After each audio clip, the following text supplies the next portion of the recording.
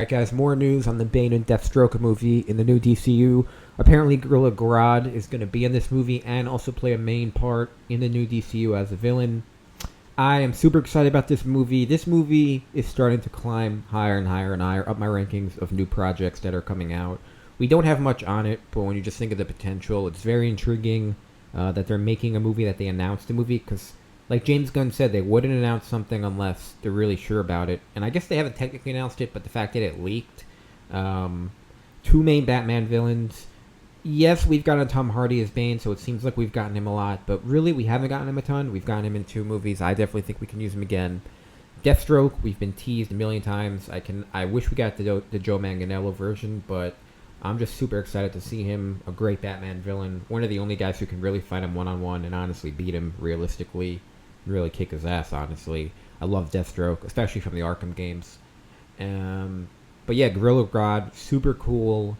And honestly, the interesting thing about Gorilla Grodd is the connection with Matt Reeves, who made the Planet of the Apes movies. Gorilla Grodd, obviously, is a gorilla.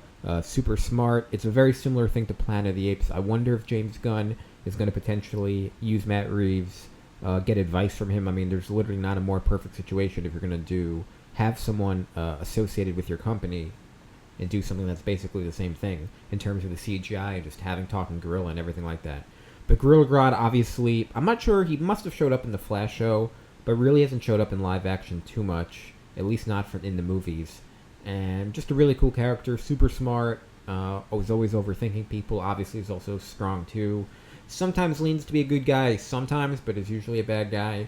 But this project is just super interesting.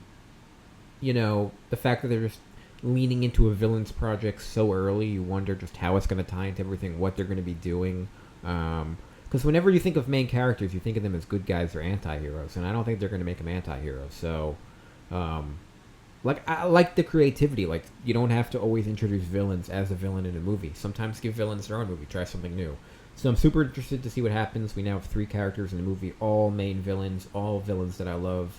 Thanks, guys, for watching. Let me know what you think in the comments. And as always, I'll see you on the next one.